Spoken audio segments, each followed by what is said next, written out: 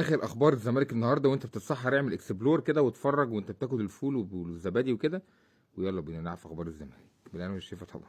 الزمالك عنده مباراه مهمه جدا جدا امام مودرن سبورت او مودرن فيوتشر او مودرن زي ما يكون اسمها في الكاس، في دور ال 16. مباراه مهمه، بطوله مهمه، بطوله كاس مصر.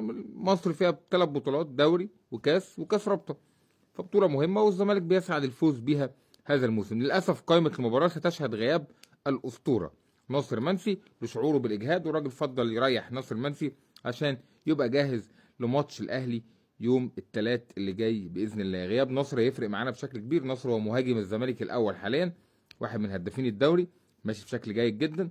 غيابه هيأثر على الزمالك بكره ان شاء الله، لكن ان شاء الله اللي موجود يسد والامور تمشي بشكل جيد وبشكل افضل بكره باذن الله. سلامات يا نصر، وان شاء الله ترجع افضل واحسن باذن الله.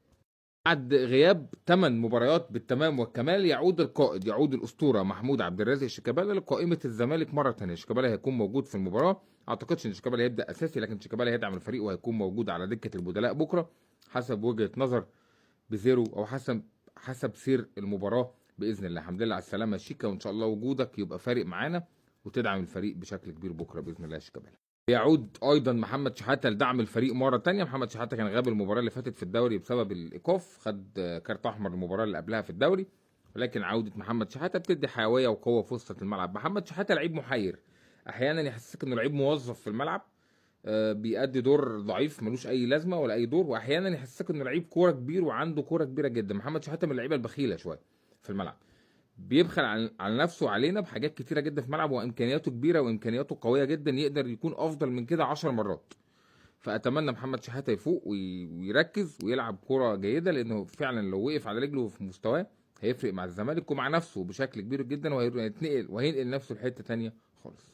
اللغز بالنسبه لي استمرار غياب محمود جهاد عن الزمالك. يعني محمود جهاد الموضوع طول، هو ليه اللعيبه اللي بتجي لنا يا جماعه بنلحقش نستفاد بيها؟ يلعب ماتش والتاني حلو ونفرح ونتبسط، بعد كده يقع. جيفالي نفس الكلام، جهاد قال لك خلاص هيرجع الماتش الجاي، لكن للاسف ايضا ما دخلش القايمه. كلام كبير انه مش موجود في القايمه، وغيابه هيفرق. مثلا انا كان نفسي اشوف في نص الملعب الزمالك محمود جهاد ومحمد شحاته وقدامهم عبد الله السعيد، نفسي اشوف دي جدا. وممكن ناصر ماهر تلعبه جناح او ممكن ينزل الشوط التاني مثلا.